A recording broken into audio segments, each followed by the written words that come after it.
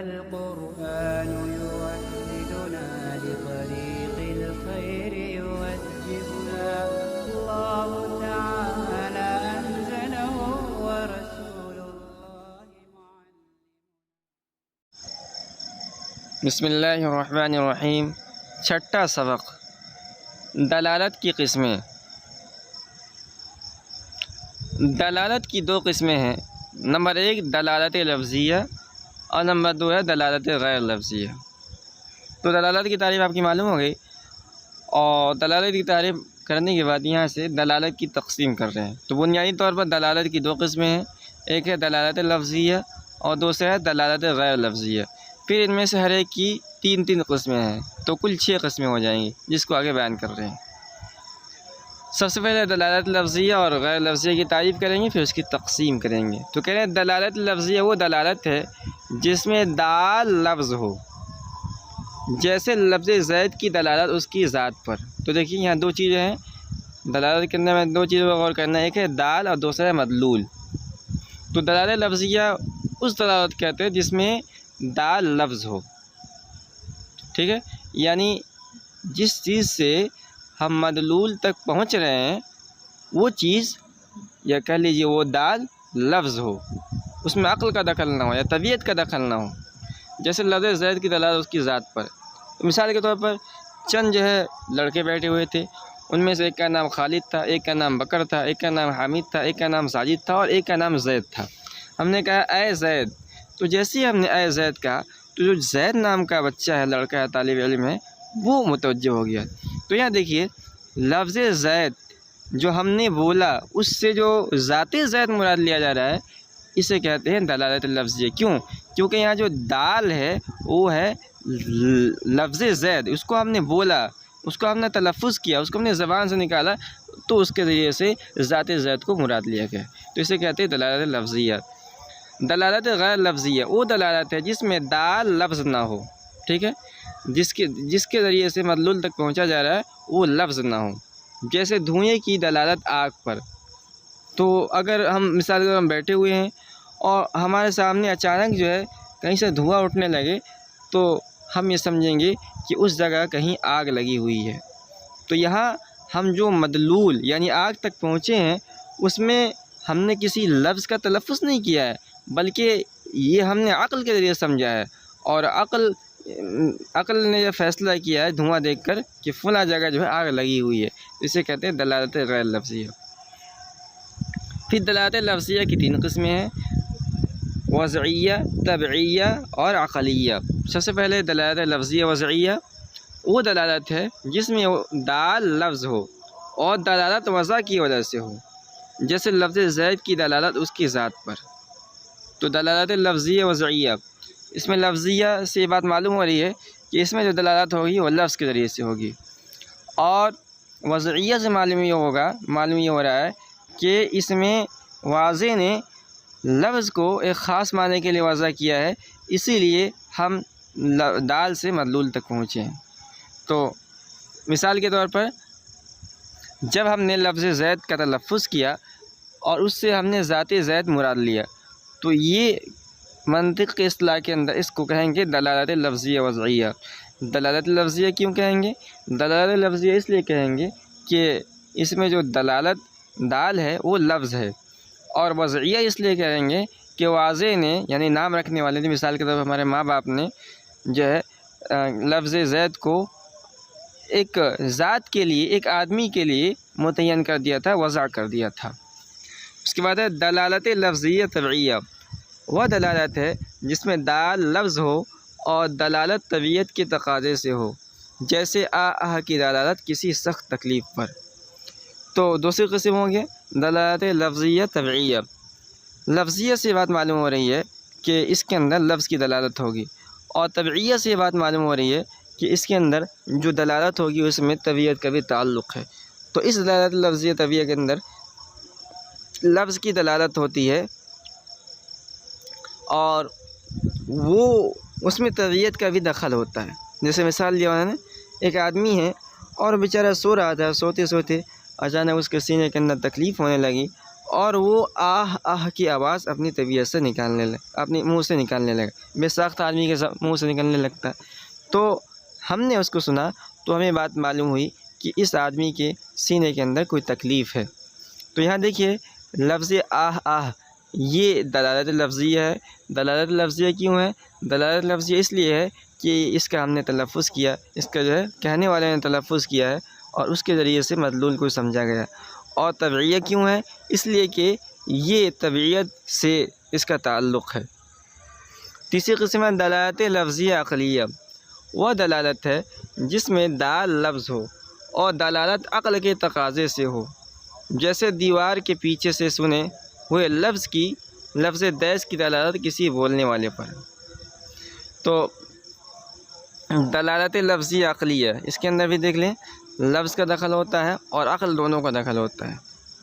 مثال دی ہے کہ ایک آدمی ہے بیٹھا ہوا ہے اور اس کے پیچھے ایک دیوار ہے اور دیوار کی اس طرف سے آواز آئی دیز، کسی نے کہا دیز۔ اب جانتے ہیں کہ لفظ دیز یہ مہمل ہے، کوئی معنی دار نہیں ہے، واضح نہیں، اسے کسی خاص معنی کے لیے وضع نہیں کیا ہے۔ تو جب ہم نے پیچھے سے لفظ دیز کو سنا تو ہم پر یہ بات معلوم ہوئی کہ اس دیوار کے پیچھے کوئی آدمی ہے۔ تو دیکھیے یہ دلالت لفظی عقلیہ ہے۔ دلالت لفظیہ کیوں ہے؟ دلالت لفظیہ اس لیے ہے کہ یہاں پر جو دال ہے وہ لفظ اگرچہ مہمل ہے مگر وہ لفظ ہے۔ اور عقلیہ کیوں ہے؟ اس لیے کہ اس کے ذریعے سے ہم نے یہ سمجھا تھا کہ پیچھے کوئی آدمی ہے، تو اس میں عقل کا دخل ہے۔ اسی طرح دلالت غیر لفظیہ کی بھی 3 قسمیں ہیں۔ نمبر 1 ہے وضعیہ، نمبر 2 ہے طبعیہ اور نمبر 3 ہے عقلیہ۔ ہر ایک کی تعریف کر رہے ہیں۔ دلالت غیر لفظیہ وضعیہ وہ دلالت ہے جس میں دال لفظ نہ ہو اور دلالت وضع کی وجہ سے ہو۔ تو بالکل پہلے کا الٹا ہے، غیر لفظیہ سے ہمیں سمجھ میں آ رہا ہے کہ اس میں لفظ کا دخل نہیں ہوگا، تو اس دلالت کے اندر دال لفظ نہیں ہوتا ہے اور دلالت وضع کی وجہ سے ہوتی ہے، اسی لیے اس کو وضعیہ کہا جاتا ہے۔ جیسے لکھے ہوئے مختلف نقوش کی دلالت مختلف حروف پر۔ تو مثال کے طور پر الف ہے، الف کتاب کے اندر لکھا ہوا، با لکھا ہوا ہے، تا لکھا ہوا، تو یہ سب اس وقت نقشے ہیں نا، ان نقشوں کو ہم دیکھ کر ہم سمجھ جاتے ہیں کہ الف ہے، یہ با ہے، یہ تا ہے۔ تو یہ دلالت غیر لفظی وضعیہ ہے۔ دلالت غیر لفظی کیوں ہے؟ اس لیے کہ اس کا تلفظ نہیں کیا جاتا ہے۔ اور وضعیہ کیوں ہے؟ وضعیہ اس لیے ہے کہ اس نقشے کو مثال کے طور پر الف کو واضح نے الف کے لیے وضع کیا ہے، با جو ایک نقشہ لکھا جاتا ہے نقشہ بنا کر، اس کو واضح نے وضع کر دیا ہے کہ جب اس طرح کا نقشہ ہو تو وہ با ہے۔ اس کے بعد ہے دلالت غیر لفظی طبعیہ۔ وہ دلالت ہے جس میں دال لفظ نہ ہو اور دلالت طبیعت کے تقاضے سے ہو، جیسے گھوڑے کے ہنہنانے کی دلالت گھاس دانا کے طلب پر۔ تو دلالت غیر لفظیہ طبعیہ، اس میں غیر لفظیہ سمجھ میں آ رہا ہے کہ اس کا تعلق لفظ سے نہیں ہے، اور طبعیہ سے سمجھ میں آ رہا ہے کہ اس کا تعلق طبیعت سے ہے۔ تو مثال کے طور پر ہم نے ایک گھوڑا خریدا، اس کو ہم نے باندھ رکھا تھا اور اس نے جو ہے مثال کے طور پر 5-6 گھنٹے سے کھانا پانی کچھ نہیں کھایا تھا، اور اچانک جو ہے گھوڑا آواز نکالنے لگا۔ تو گھوڑا جو آواز نکالتا ہے اس کو ہنہنانا کہتے ہیں، اور وہ عام طور پر کب نکالتا ہے؟ جب اس کو کسی چیز کی طلب ہو، مثال کے طور پر گھاس کی طلب ہو، دانہ کی طلب ہو، پانی کی طلب ہو۔ تو جب اس نے ہنہنانا شروع کیا تو ہم نے یہ بات سمجھ لی کہ اس کو بھوک ہے۔ تو دیکھیے اس کو منطق کے اصطلاح میں دلالت غیر لفظیہ طبعیہ کہیں گے۔ غیر لفظیہ کیوں کہیں گے؟ اس لیے کہ گھوڑا کا جو ہنہنانا ہوتا ہے اس کو ہم لفظ نہیں کہیں گے۔ لفظ کسے کہتے ہیں؟ ما یتلفظ بالانسان، جس کا انسان تلفظ کرے۔ تو گھوڑے کی ہنہناہٹ کو ہم لفظ نہیں کہہ سکتے ہیں، اس لیے غیر لفظیہ ہوا۔ طبعیہ کیوں ہے؟ طبعیہ اس لیے ہے کہ اس کا تعلق گھوڑے کی طبیعت سے ہے۔ اس کے بعد ہے نمبر 3 دلالت غیر لفظیہ عقلیہ۔ وہ دلالت ہے جس میں دال لفظ نہ ہو اور دلالت عقل کے تقاضے سے ہو، جیسے دھوئیں کی دلالت آگ پر۔ تو دیکھیے اس دلالت کے اندر غیر لفظیہ سمجھ میں آ رہا ہے کہ اس کا تعلق لفظ سے نہیں ہے، اور عقلیہ سے بات سمجھ میں آ رہی ہے کہ اس کا تعلق عقل سے ہے۔ تو مثال لی ہم نے، مثال کے طور پر ہمارے سامنے کہیں سے دھواں اٹھنے لگے تو اس سے ہم سمجھ لیتے ہیں کہ اس جگہ آگ لگی ہوئی ہے۔ تو یہاں دیکھیے دھوئیں کی جو دلالت ہے آگ پر، یہ غیر لفظی ہے۔ غیر لفظی کیوں ہے؟ اس لیے کہ جو اس کا ہم نے تلفظ نہیں کیا ہے، اور عقلیہ کیوں ہے؟ اس لیے کہ ہم نے اس دلالت کو اپنے عقل کی مدد سے سمجھا ہے۔ یہ سبق یہاں پورا ہو گیا۔ اب آگے جو ہے تمرین ہے، اس میں ہمیں جو دلالت کی 6 اقسام ہیں اس کو تلاش کرنا ہے۔ کہہ رہے ہیں بتاؤ امثلہ ذیل میں کون سی دلالت ہے اور دال کون ہے، مدلول کیا ہے؟ تو اس کو آپ جو ہے غور کر لیں۔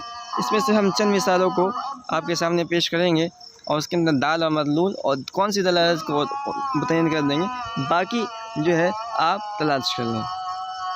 سب سے پہلے سر کا ہلانا، ہاں یا نہیں۔ ہم نے مثال کے طور پر ہمارے سامنے کوئی طالب علم موجود ہے، ہم نے اس سے کہا کہ بھائی تم نے کھانا کھایا، اس نے جو ہے سر ہلا کر نفی کے اندر سر ہلایا، تو اس سے ہم نے سمجھ لیا کہ یہ بتلانا چاہتا ہے کہ جو ہے اس نے کھانا نہیں کھایا۔ تو اسے کون سی دلالت کہیں گے؟ تو اسے کہیں گے دلالت غیر لفظی عقلیہ۔ غیر لفظی کیوں کہیں گے؟ اس لیے کہیں گے کہ اس میں جو ہے سر کا ہلانا یہ لفظیہ نہیں ہے، کیوں؟ انسان اس کا تلفظ نہیں کرتا۔ اور وضعیہ کیوں کہیں گے؟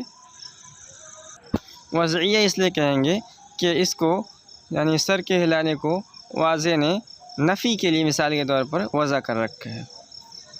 دوسری مثال لیتے ہیں دھوپ آفتاب۔ تو دھوپ اور آفتاب یعنی دھوپ کو دیکھ کر ہمیں بات معلوم ہوتی ہے کہ سورج موجود ہے، تو یہ کون سی دلالت ہے؟ یہ دلالت غیر لفظی عقلیہ ہے۔ غیر لفظیہ کیوں ہے؟ اس لیے کہ اس کے اندر آدمی تلفظ نہیں کرتا ہے، اور عقلیہ کیوں ہے؟ اس لیے کہ اس کو عقل سے سمجھا جاتا ہے۔ اس کے بعد تیسری مثال لے لیتے ہیں مدرسہ ہے۔ تو یہ کون سی دلالت ہے؟ دلالت لفظیہ ہے۔ دلالت لفظیہ وضعیہ ہے۔ لفظیہ کیوں ہے؟ اس لیے کہ انسان نے اس کا تلفظ کیا ہے، مدرسہ بولا ہے۔ اور وضعیہ کیوں ہے؟ کیونکہ واضح نے مدرسے کو ایک خاص معنی کے لیے وضع کیا ہے۔